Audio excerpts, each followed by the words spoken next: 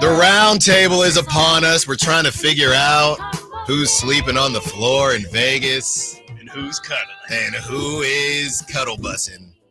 As the Kings guys, some people would say, are struggle bussing with some of the moves that have been made. Let's start here as Brenden Nunes joins us, Frankie Cartoscelli and Chris Watkins. I mean, look, man, this is where I want to take this. We'll get to the actual moves that were made and Dennis Schroder. Fair or foul, and I'll start with you, Frankie, because you're giving me great eye contact right now. Fair or foul, the leakage of the sign and trade stuff with Malik Monk. I found the cuddle buddies, by the way. Oh. Fair. So fair that like the fact that it even happened. Fair. I'm just saying, we're in Sacramento, we're very focused on obviously the Kings. I'm just not seeing you got Chris Haynes talking about a Zoom call, and then it gets reported by Fred Katz, then it's radio silent. What other team or who else did that happen with?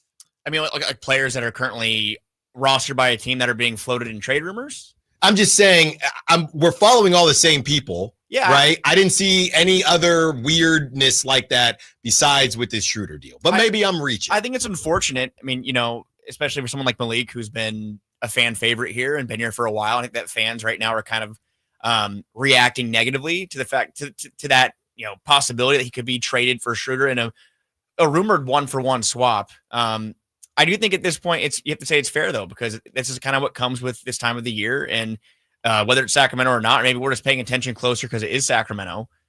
Players are linked in rumors like this and in reports like these. And it just happens that it is Malik Monk, who's a prominent player in this rotation, been a beloved part of a couple of good teams. I wouldn't count last year's team as one of those. But, I think when you look at the fact that the value you get back in a deal like that, Dennis Schroder, and we'll talk about what he can bring to the team. And I don't want to be all negative to start this off, but I don't look at that as a fair 1-for-1 swap. I think that Malik Monk arguably might be as good or better than Dennis Schroder.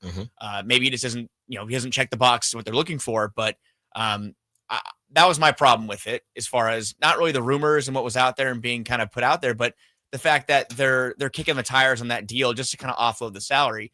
And then I'm sure we'll get into it more, but the problem I also had was of the JV trade. Yes. The money part, why'd you do that to give Schroder more money? Issue with that, but the Malik, the rumors, no. I think it's fair that there's rumors right now. Chris, yeah, I maybe wonder if it's two different questions that you want of like, is it fair or foul that it came out, and then is it like good business that it came out, right? I understand it's good business. I don't think it is. Well, based on what they are trying to do, or what we think they're trying to do.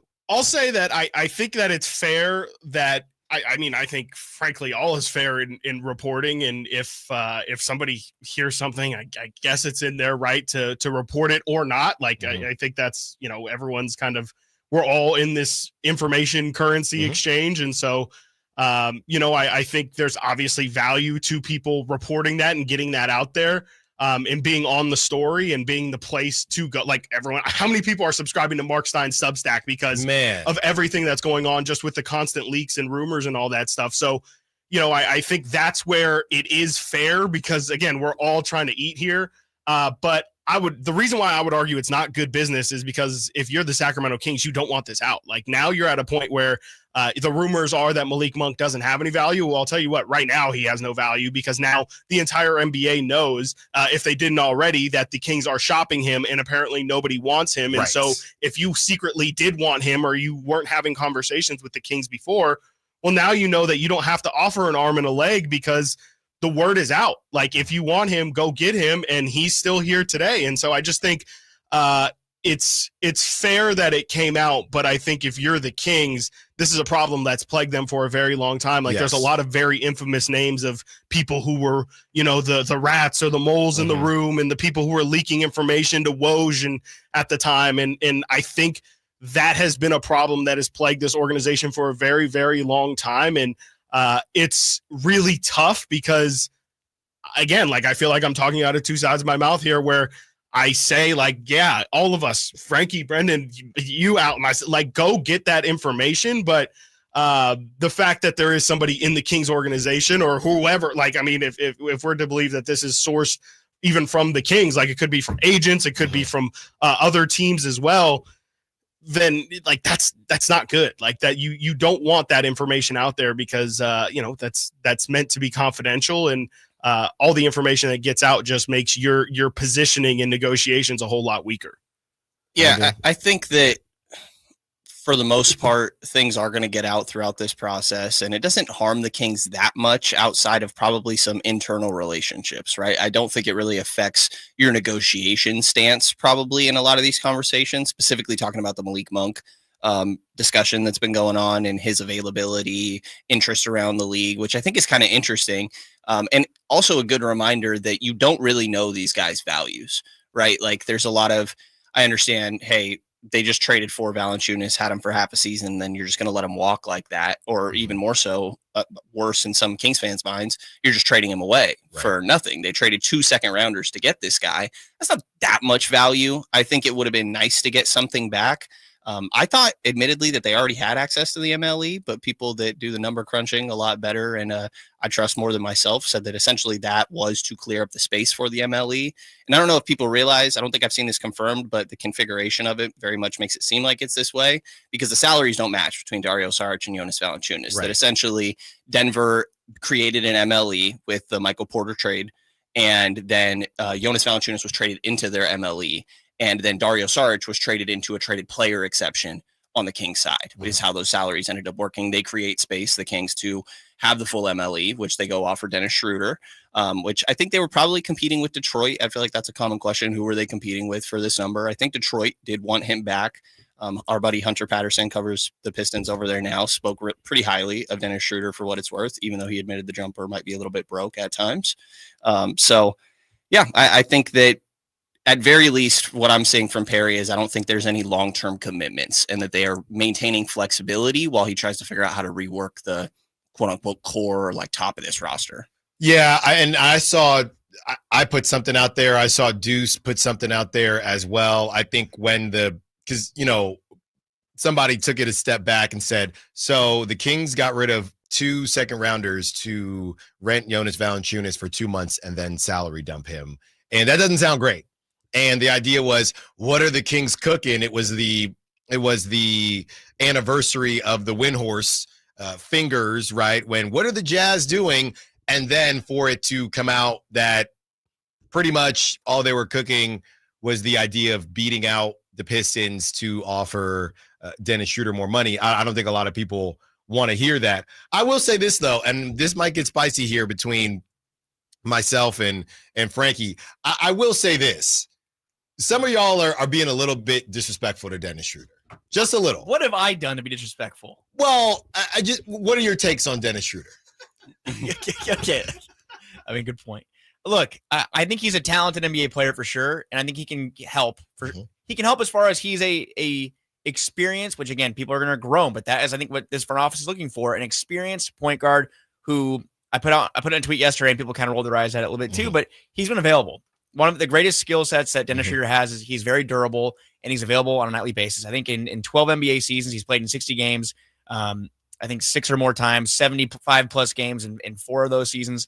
So he's available. Now, like you mentioned, the 3-point shot is not great. And if they're looking for someone who can help kind of, space the floor, which I think they need someone who can space the floor if Domas is going to be ball dominant again, which it sounds like that's what he wants to do in the offense going forward.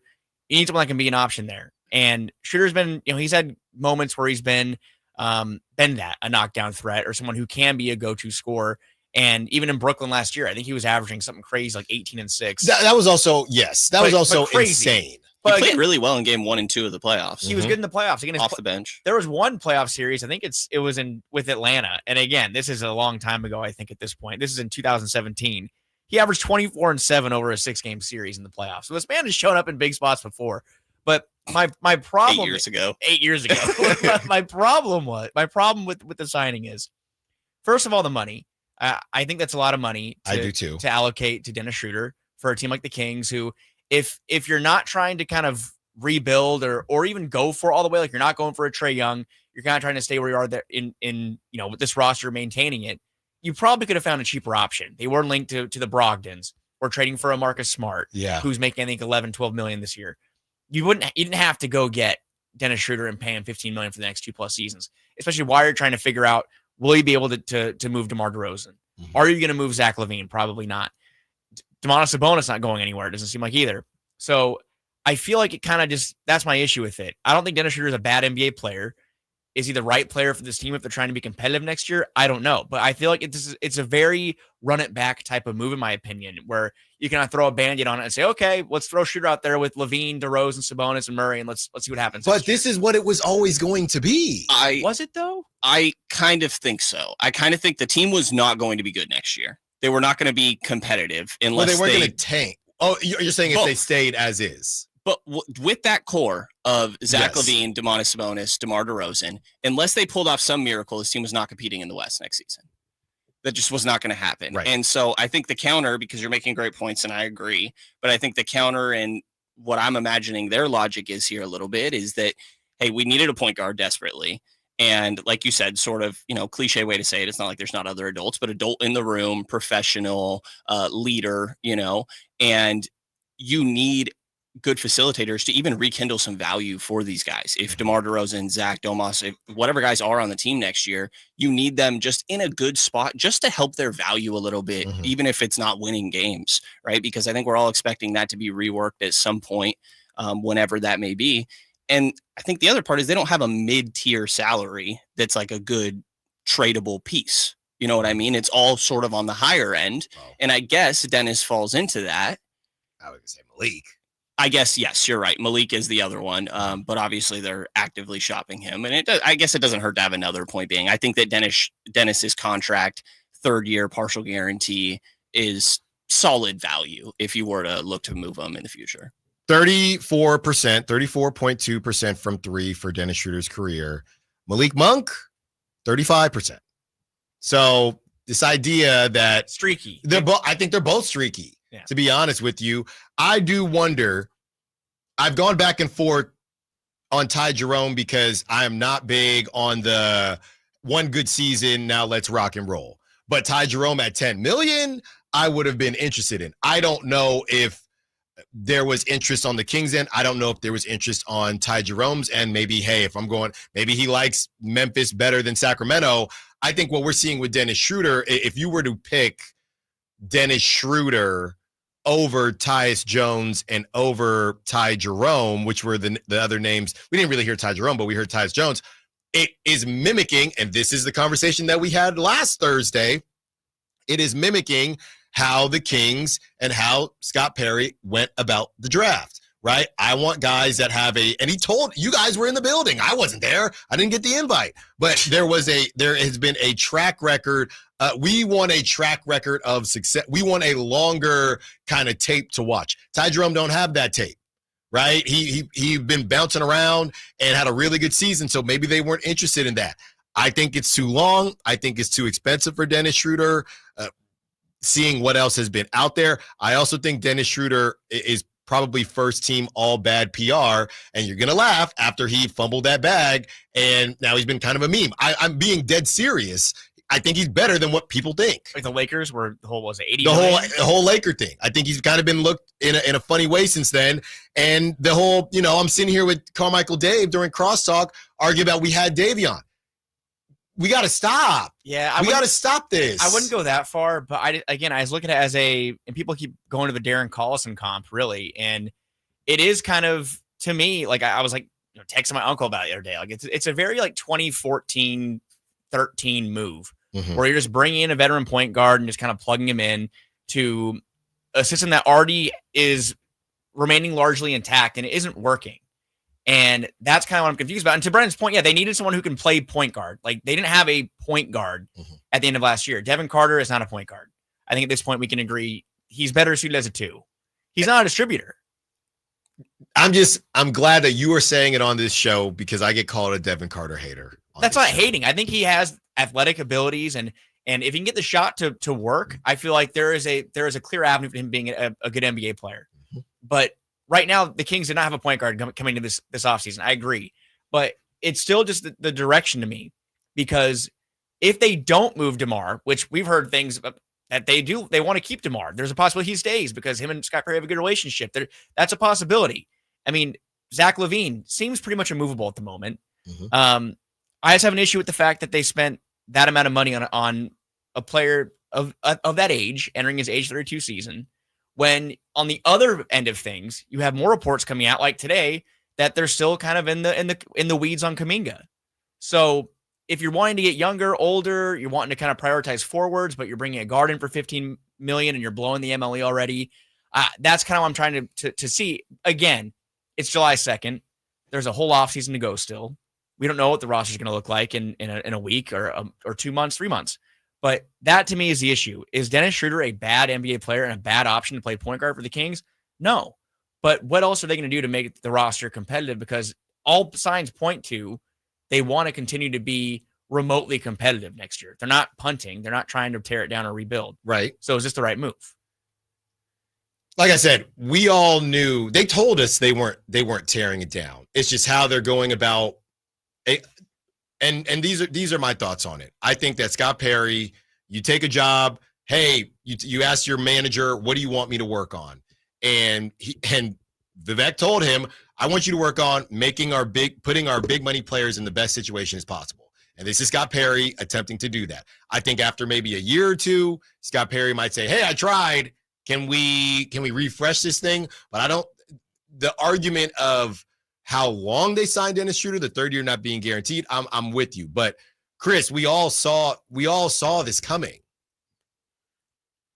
Yeah, I mean, I think we didn't know. I mean, I think that was the problem going into the offseason, right? Was we didn't, I think, know what direction they were going to go. Were they going to lean into the youth and, Keon and bring LaRavia back and try and move, was the first priority going to be trading DeMar DeRozan? I think it's just, things happen so fast this offseason is we just learned that DeMar wasn't really on the table immediately, or that wasn't the Kings' priority.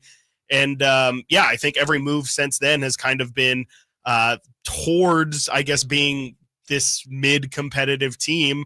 But I wouldn't say I think we knew it was coming. I think that might play into why some people are so frustrated, is because I think there were a lot of people that convinced themselves like, no, they have to know that, there is no path to success. And so the only way is to tear it down. And I think the frustration is coming right now because they're just going to be floating, right? Like I think at best, like I don't want to completely bury this team. I think there's maybe a world where they are a bottom half of the Western Conference, and definitely in terms of like the play-in race, like I could see them in some crazy universe. Who knows, injuries happen. Like they could be a 6 seed or something with the amount of talent that they have on the roster. But I don't think that's going to happen. I think that's the best case scenario. And I think that's even, the 1% of outcomes there. Like, I just think that they're not really, it's purgatory. Like that's the worst place you can be in any sport, right? Is not really truly competing for a championship and not really having a clear destination on a rebuild. And so I think that's really, to me, where I would guess a lot of the frustration from fans are coming from. Yeah, the idea is you tank, and after that, you're putting yourself in a position to truly compete. So I don't think the issue is that the Kings aren't tanking. It's just if you don't tank, it just means, okay, we're just kind of floating as a 4, 5, 6 seed, and it's all good. I honestly don't think, based on what the Kings fans have gone through, and y'all would know better than me, I don't think Kings fans would have a problem with that. But yeah, you don't tank and then miss the playoffs. So then you're not getting anything. Right. I mean, it's one thing if you're saying that we're going to be a 3, 4, 5, 6 seed. Yeah. It's another thing if we're saying you're going to be a 6, 7, 8, 9, 10 seed. Right. Like, I think that's a completely different guarantee. And that is not, again, like that's what you don't want to sign up for. We've talked about it with teams in the play-in. Like you're either falling out of something or you're building towards something. And I think the Kings last year were, again, in this middle limbo of, well, they traded off their franchise player, but they're still like, you're not a Chicago Bulls team who, had a resurgence the second half of the season and a play-in, the play-in is kind of a nice stamp on the end of the season, or, Orlando, who's building towards, eventually being a top 3 seed in the East. Yeah. Like if you're not if you don't have, or, you're a Warriors team that is holding on for dear life and you're a scary team to play in that kind of situation. I think unless you have a kind of narrative like that, like it doesn't really do you any good to be in the play-in. And I think that's the problem with striving for just making the playoffs is you're not really striving for anything that's of any sort of like accomplishment. Yeah, Chris, and you reminded me of something, or you made me think about something. The NBA or just sports windows in general, and we're using the analogy window, and I'm going to use a window to use the window analogy. Wow. It's kind of like when you're in a car and when you accidentally press the kind of the window button to you press it all the way hard so it automatically goes all the way down. Yep. And then you try to pull it up and then it goes all the way up. Those are the windows in the NBA, right? You can't just stop at any point. You're either going up or you're coming down. And if we're looking at the Kings right Elevators now, also do that. That's right. And if you're looking at and the Kings just stopped at the ninth floor at the 9 seed and they just are stuck there. But if you're the Kings right now, and if I were to ask you if they were a window, are they going up or going down? I'm not trying to be the negative guy. It just feels like the elevator's stuck. It's a jammed window. You need to take it to the mechanic. Yeah, that's what's going on here. Yeah, they're saying like, hey, like the elevator stopped on like I know you need to get to the 20th floor, stopped on like 12. Yeah. Like we're gonna need you to take the stairs. Just take the stairs. If you want, like you can take stairs the rest of the way, or you can take the stairs down the rest of the way too if you want. Hey. But it'd be a lot faster Or to you can just just take the leave. elevator straight down, right? Like we all know it would be a lot quicker to just, you know what, just cut the cord and Tower of Terror the way down. When we return, Malik Monk and the value. What in the world happened? Allen Stiles, Sactown Sports. Sacramento. Man, things got a little squirrely here as it pertains to Malik Monk and how that perception of his value changed quickly. I want to give a shout out to the three of you and just reporting on what it is, right? I mean, look, there are some people out there that they get information and now all of a sudden Malik is trash. No, he's got to do it. No. We get information. We share that information with you. And Mark Spears, who, as we know, Hall of Famer in the media space out here in Northern California, he is sharing some information, Frankie, that you saw during the break. So this Russell Westbrook thing, it's not done yet? Apparently not. I mean, Spears on ESPN today just said that there's still interest there. And we've seen mixed reports on that, but Spears is someone, again, we were talking about during the break, how been on the game for a long time. He was last year kind of putting out that DeRozan Kings pairing when it was kind of first I think it was around the same time of year last year when these things happen. And I don't know how they make that possible. It doesn't seem like the Kings really have room for Westbrook right now. Their guard situation's a little clogged up. Again, not the point guard spot really, but they do have a quote unquote backup point guard in Devin if he is going to be entering the year as that. So we'll see, but I'm not sure. And I'm not sure about the overall fit when everything was happening with the Schroder Westbrook rumors, how maybe they'll get both. I wasn't really sure how to feel about that, especially with the swap of you're kind of swapping out Malik for Westbrook. I'm not sure if that makes the Kings a much better team, but there's also that party that's like, it'd be kind of fun to see the good parts of Westbrook. And then there, of course, is the bad that comes with it. So I don't know. There could still be some interesting things that happen in the next week or so. I would say this, and I'm seeing here Ramona Shelburne. Chris Paul is most likely to end up signing with the Phoenix Suns. That's usually where people go to retire. Yeah. Well, he was already there once, so he's spinning the block. Yes. I'm just trying to figure out if there is interest, and I guess what we're hearing or seeing is Westbrook would be in. It feels like in a weird way, and this is obviously just me trying to read tea leaves, that Westbrook is damn near more valued as far as the Kings are concerned. If this conversation is still happening, Westbrook is more valued than Malik Monk. If this conversation is still happening, that's what it's. Then you're saying what by the Kings? By the Kings. Because what are you trying? How are you going to, if you're adding Russell Westbrook, one of these guards is gone. Yeah, I would say it's a math problem. I guess I just think it needs to be contextualized a little bit more. It's like we're talking about a very assumedly a short-term deal with Russ. Okay. on a team that is trying to build a culture seems to be the main thing here. And it's a longer term deal with Malik. But he's just saying from the Kings perspective. Yes, like I think they would rather have. I guess I'm just fighting back a little bit on the value thing because I still think like Malik is obviously a better player and more valuable player around the league. I would still say, even with everything going on, than Russell Westbrook. But I agree with the Kings might prefer to have Russ. That's what. That's That's what exactly I'm saying. That's what I'm saying. saying. I guess I'm arguing semantics. Look, it hurts me too, Brenden. Okay, I don't know how this thing happened. I don't know what did happen here, guys, with Malik Monk. I mean, Brenden, have you heard anything? What happened? I mean, we don't really know. Again, sort of reading tea leaves with everything. Like I just said, Scott Perry's big thing is trying to establish an identity and a culture in Sacramento. And I think the first thing in order of business when you're trying to do that is you come in and identify which guys you think don't fit that. And to me, that's what makes sense with what's going on, because why else are you so aggressively, at least seemingly, through reports, trying to move on from this guy that was second in 6 man of the year voting 2 years ago, putting up 17 and 5.5 assists. Like, he's clearly a valuable player. There's just, I mean, the difference is Scott Perry came and took over and is trying to move on. When Scott Perry came in, he said that he was going to talk with everyone. And I'm not trying to start rumors here, but is it worth the conversation that maybe the conversation with Malik Monk just didn't go well? I mean, anything's possible, Sure. but at the same time, like again, like how Brenden said, this is a new front office with no attachments to anybody on the current roster.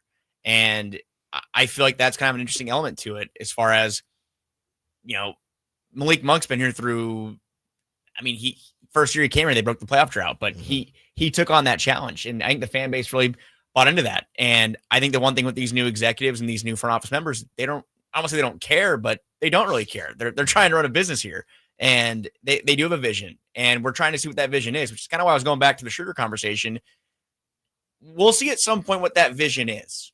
But right now, it seems like all signs point to Malik Monk he's not a part of that vision. He's not a part of whether it be in a 6-man role or potentially being a starting 2, or, you know, Malik said he's more comfortable as a 2 guard last year. Doesn't seem like any of those possibilities are going to happen this year. And my argument is, if you're trying to win and be competitive this year, I don't know how bringing in Westbrook, and again, someone who in high school was a long time ago for me now, Westbrook was like my favorite player. I would love to see and cover Russell Westbrook for sure. And he could shoot back then. He could shoot. Better. He liked to Depends shoot. on the night. Yeah, he did like to shoot. He was fun to watch get downhill and just attack the basket. And that was when he had like the big dunks. Like it was fun to watch. But if we're talking about what makes the Sacramento Kings a better team in 25-26, Russell Westbrook or Malik Monk, I struggle to see the vision of moving Malik and bringing in Westbrook. And what I'm saying, it's not a 1v1, obviously, or 1-for-1. I don't know what they're going to try to get for Kuminga, or excuse me, for Malik Monk. It might be Kuminga. Yeah. And boy, that'd be a downhill son of a gun group, wouldn't it? Just everyone's just going downhill. That's a different conversation, though. The team would be going down. I know, Scary, a lot of money. I know you. It's not horrible value, to be honest. No, I feel like that's depending on what they pay him. who, Kuminga. Well, it would have to be like 32 mil, right? Because it has to be double. Or the Warriors got what to they send bring something in, back. right? Yeah. But what does that mean for Keegan? Like, do you extend Keegan if you're bringing Kuminga, or do you kind of let the year play out and say who's gonna like separate from the pack more? I mean, I don't think it changes anything when it comes to discussions this offseason with extensions. The other thing I'll point to real quick for Malik that I realized recently is like when you start to hear all this, the value's not very great, you can go back to his track record a little bit, and there's signs of maybe this has always been the case. Like, he was never traded from Charlotte. They just let him walk. Usually you try to trade that guy if you know you're going to let him walk away. Right. When he reached free agency, he lasted until the very end of free agency, signed with the 1-year deal. No, he signed the 1-year deal with the Lakers. Oh, you're saying yeah, signed the 1-year deal with the Lakers. And then the next free agency, when he's with the Kings, everybody's like, a great season with the Lakers and the Kings. And then the next season, with the Kings, or next time he reaches free agency, everybody's like, we think he's going to walk, Orlando, Detroit, whatever. And he stays because I don't think anybody else offered him more money. So maybe this has always been a thing. Like, up to point, he got suspended back in Charlotte. Like, you don't know. Yeah, and I think Allen pointed it out actually. The Jordan Clarkson, the fact that he was very open for trade from Utah, and they had to waive him. Like they didn't get any offers for him, and not that Malik and Jordan Clarkson 1-for-1. You can argue they're both 6 men, whatever. But I think it's more the stylistic of their 6 men who come in and are undoubtedly an offensive weapon. Like Jordan Clarkson, 17, 18 a game off the bench, absolutely. In his peak of coming off the bench, and they waived him because he doesn't play defense. And I think we've seen, especially this playoffs here, like it's a, hey, ready, it's a drink. It's a copycat league, okay? Yeah. Like you see what happens in the playoffs and everyone tries to mimic it. Actually, you're going to love this. Maybe drink again. I'm going to mention Mind the Game.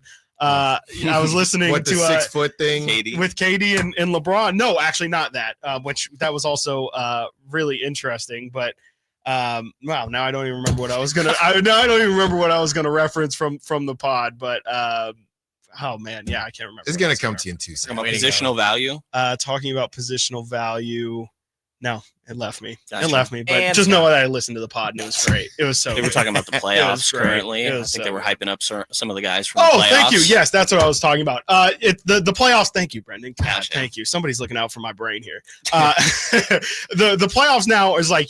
It's used to be like, it just do what you do well as many times as possible. And now it's find the weak man and just exploit him as many times as possible. Now it's a game of 5s. It's not a game of who has is it 3 stars against your 2 stars or 1 star. It is now truly a 5-on-5 game. And if you have any weak links out there, you're going to get exposed. And Malik Monk, Jordan Clarkson, those are 2 guys where you love to have them for the first 3 quarters, but last 5 minutes of a playoff game 6, game 7, I don't know if defensively you want to risk them being out there. Would you rather have, it's the debate we had all last year. Would you rather have Keon Ellis close those kind of games? And Keon is the perfect example of you can find, not to discredit anything Keon's done, but like you can find those, second round picks, those undrafted guys who are gritty, play defense, Bruce Brown, Christian Brown, obviously a ton of Nuggets guys, but you can find those gritty guys a dime a dozen.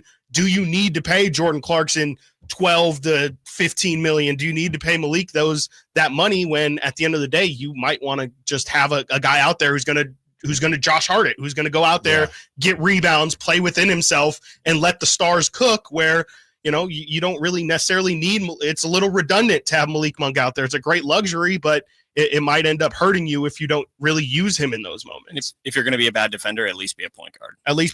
And he's not, which also probably hurts his value as well. Yeah, I do think the point guard. I'd like to see a little bit more. I don't know that we'll get to see it, but just as Austin Rivers said, I don't need you to have the bag work. I don't need you to have the bag work. Sub-zero. But here's the thing, guys, and we're up against it. We'll talk Valanciunas on the other side. But the other part of it is if I ask any of you in the room right now, would you rather have Jake LaRavia on 2 years? And I know it's a specific situation because of the Grizzlies, but also not really. Would you rather have 23-year-old Jake LaRavia on 2 years, $12 million, or the rest of Malik Monk's contract in this NBA? I'm taking Jake LaRavia. I'm taking Jake personally. Yeah, I think so. I'd probably take Malik. Okay, so that's 3-1. But I could be being proven wrong. Malik is the better player. I just think it's kind of on this team though.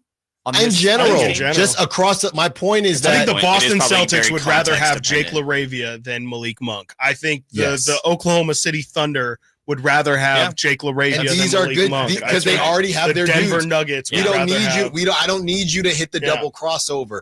Can you defend? Can you dive for loose balls? Yes. Again, mind the game. KD said it. He said, look, like it's my job. It applies for DeRozan, really. Like it is my job to cook. It is the other guys around me's job to hit the threes, to dive for loose balls. Like Dylan Brooks. That's what I need from Jake LaRavia. And I don't know if, I have KD, I have DeMar. Like, I don't know if I need Malik Monk to do what I have paying Jokic and all these guys to do. We pay them that money to do that. Valanciunas goes for a salary dump, but why? Allen Stiles, Sactown Sports. So, one more segment with the guys. Obviously, guys, we didn't lose Jonas Valanciunas for nothing. Dario Saric, look, I watched Dario Saric a couple years ago on the Warriors. he had some moments. I mean, he definitely had some moments. When I was reading yesterday that a lot of the games that he missed, and what was it, 13 games or something ridiculously small last. Yeah, he played like 13 games or something crazy like that. When I read that a lot of them were coaches' decisions, Oh yeah, I found that to be a bit interesting. He played less minutes than Alex Len last season. Let's just discuss some of the. Oh yeah, you put that out, Brenden. Yeah. Let's just discuss some of the fringier fringe, because a lot of people would say that Schroder is a fringe move. But let's discuss Drew Eubanks and obviously, as we mentioned, Dario Saric. Any feelings there, or did it just actually annoy you? What were your thoughts on these two moves? Let's start with you, Brenden. I mean, I thought that it wasn't great value management when it came to Jonas. I think that he's a pretty good player. There's a reason that people are complimenting Denver's offseason. Obviously, it has a lot to do with a lot more than just Jonas, the Cam Johnson, Bruce Brown, all that different stuff that they did. But Jonas is a productive player, and that's why they sent two second rounders to get him last offseason. I would have liked them to, try to get a second back in this sort of deal, but it seemed very specific and almost as if they were waiting. Hey, can we just do this sign and trade for Dennis Schroder, and then we don't have to create more space in order to free up the MLE? And this is obviously the way that they ended up doing that. So I don't think it's amazing asset management, like value that you could have got in return, but we're talking about like a second round pick, really, in my mind. So I don't think it's bad. And you got to see how Schroder ends up playing out, because, again, primary need, like we talked about, was getting a point guard on this team. And however you feel about Dennis Schroder, clearly they thought that that was the guy that they wanted. I'm just thinking here, guys. I think it might have been $8 million a year or something like that. Yesterday, Whitey Gleason basically said the Kings are trying to do the two timeline thing, but they're not really bought into either timeline. And we know about the Warriors attempting to do it as well. But I look at a guy like Trey Jones, who decided to stay in Chicago to pretty much back up Josh Giddey, assuming they go through with the extension for Josh Giddey. 26 years old. To me, if you would have done, and now Frankie, and I've been not trying to defend Dennis Schroder, but trying to defend him against some of the takes that have gone a little off the rails. But if you would have just go Westbrook and Trey Jones, I'm a happy camper there. Now, obviously, Trey Jones would have had to. Trey Mann was out there too, by the way. These guys have to pick Sacramento, don't get me wrong, but if you have to pay him a little bit more, Trey Jones, rather, I mean, he put up some crazy assist numbers with the Spurs. He gets to play with Zach LaVine and Domantas Sabonis.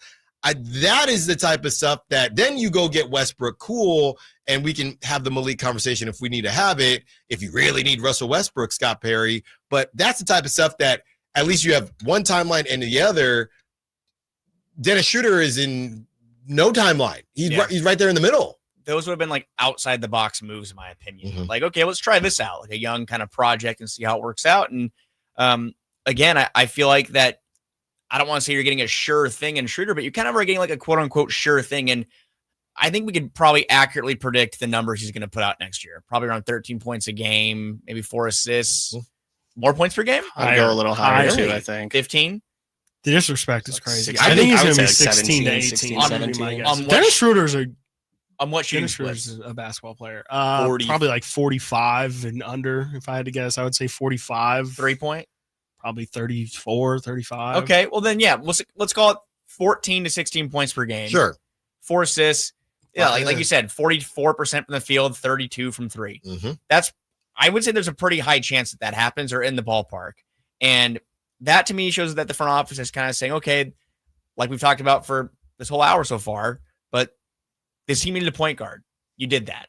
And by trading Valanciunas, which I think was the beginning of this conversation, I expected more from that move, from freeing up that money. Because what's Valanciunas making? 10 million? 8 million? Yeah. 10. That's a good chunk of change. Right. And the fact that you did that to create that flexibility just to take it away by giving Schroder more money, that's the only hard part I have with it. And we don't know what Detroit was offering. Maybe at some point we'll find that out. But that to me is kind of a tough pill to swallow, where the Kings could have a little more flexibility to work with if they would have brought him in on a more manageable contract. I'm also not sure if they like really had money available to them. Like, I mean, they had to use the exception. I mean, they had to make the trade to get the exception, and the exception is something you can only use. Like, you can only use that allotted money. I don't believe you can pay less than what the exception is. Like, if they wanted to, I guess they could have paid like a Trey Jones $8 to $9 million and overpaid him. Right? You can take. You can take from split it into multiple contracts. Exactly. Like when they brought Sasha, he was a portion of the MLE, and then they gave the rest of it to whoever else. The last time they had that available, I think, right, was it's every 2 years. I believe that's so. the biannual. That's the biannual, which is half of the mid-level. Trey Jones stayed with the Bulls for $8 million a year, 3 years, 24 million. Right. And so it becomes a conversation of like, I don't know, you can't have Trey Jones and a Russell Westbrook, because if you're going to pay him $9 million, that only allows him $6 million to pay Russell Westbrook. I don't want them. I'm more saying I think the calculation was we can do, there's so many things that we can do with this mid-level exception. And I think the calculation was the best way to maximize the value of the mid-level in their eyes was they think Dennis Schroeder is a better player than Trey Jones is. And it's worth that extra $6 million, because honestly, it's not like it's all counting towards the salary equal amounts. Like, it's all part of the mid-level exception anyway. And I might be generalizing it a little bit too much, but essentially, like, I think it was more just a value calculation of, we think that, you know, since it's really not hurting us that much in terms of the salary, we might as well pay that extra $6 million to get a player that we think is better, since we're not going to be able to go get go get two of the players that we would want. And again, like, that might not be perfectly spot on, but it's kind of the general spirit, I believe, of the situation that they're in. Brenden Nunes, Chris Watkins, Frankie Cartoscelli, the Roundtable. Thank you so much for joining us, guys. They will be back. Well, we got to see what's going on next week with the with Summer League, but we'll connect with them either separately or together again. When we return, Sam Amick was on the morning show talking about Jonathan Kuminga. We'll hear what he had to say. 916-339-1140. Get your calls, get your texts, get your Sack Chat. Allen Stiles, Sactown Sports. This is